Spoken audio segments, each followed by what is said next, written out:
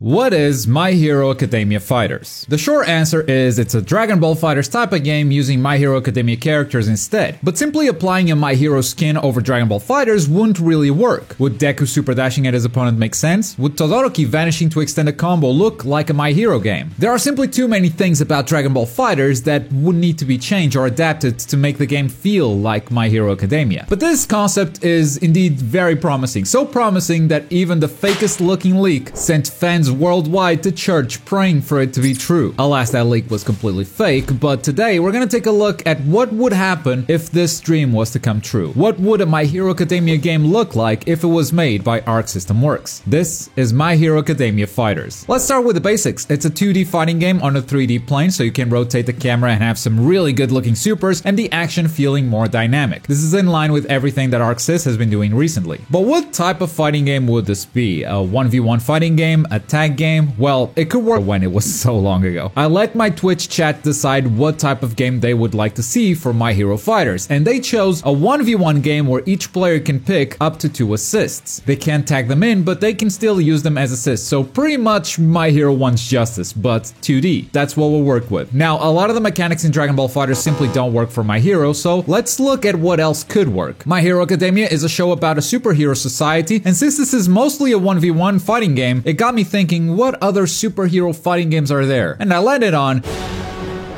That's right, Injustice would be such a... And the reason why I think it fits so well goes down to the very basic fighting systems. Every character has a move that causes the opponent to do a ground bounce. And the force of bouncing an opponent off the ground has such a good impact and will work beautifully with My Hero Academia characters. Everyone also has a wall bounce move that they can do anywhere on stage. So we can take those basic concepts for combo building and you just got 2 ways to extend combos anywhere you want. So on top of that, we drop a layer of classic Arc System Works design and give these characters the movement of an Arc Sys game with double jumps, complete with special attacks and supers for each character with the simple motion inputs that Dragon Ball FighterZ has gotten us used to. And just like that, we have a brand new, very unique game unlike anything I can think of that also sounds pretty fun for a fighting game. Now in Fighters, the special button is usually tied to keep less, and when we made the Naruto Fighters video, we didn't stray too far from that concept and just made them throw kunai. But in My Hero, I think we can get a bit more creative and the special button would actually be a special gimmick associated with each character's quirk. For instance, on Todoroki, you could switch between his fire and his ice abilities. He might even have an extra meter where he can't go too hot or too cold, so you have to keep balancing that out. For Tokoyami, I could see the button working like a stand button in JoJo's All-Star Battle. He can summon Dark Shadow mid-combo to extend the combo even further, and then launch a special move and detach himself from Dark Shadow to go for extra hits or mix-up. And you could pretty much do it with one button there. This would work the same for Tokoyami. It's almost a 1-to-1 comparison. And I could theory craft what this button does for every single character in this game, but to do that, we need a roster. I'm not gonna do that though, that would take all day. I just wanted a fun segue to the roster. I ruined it now, didn't I? Let me tell you, making a roster for My Hero was even harder than making a roster for Naruto. After a series of polls on Twitch, this is the roster that chat came up with. There's 2 versions of Deku and 2 versions of Shigaraki, and as you can see, there's not a great balance of heroes and villains in this roster, and that's because there are a lot more hero characters that people actually want to play as in My Hero. And even though there's more heroes than villains, if you look closely, you'll see that there are a ton of Class 1A characters missing, a ton of pro heroes that you probably would like to see. You got absolutely 0 Class 1B characters, and only Mirio of the big 3 made it. Chat also voted for a new original character similar to Fighters Android 21, so I just put my face there. Hi, I'm the guest character for My Hero Fighters. And we obviously limited the number of characters to 24. That's how many characters. With how many fan favorites are missing though, I trust they wouldn't have any issues making DLC for this. Now the roster is obviously going to change wildly depending on what, which may explain why there's no Redestro or other revolutionaries. Chat just didn't vote for them. But it's still a solid roster. I'd have a hard time getting rid of anyone here. Now since this is a 1v1 game but you have assists in the mix, we're gonna need some defensive abilities. Otherwise, attack is just gonna always win. It's gonna become a very heavy set play and rush down type of game. So I think a simple push block at the cost of a small amount of meter would do the trick. Similar to BB Tag, anytime you're in block stun, you can just spend meter to say, hey, get the hell away from me. And I think the game could also have a rare combo breaker mechanic. I say rare because you shouldn't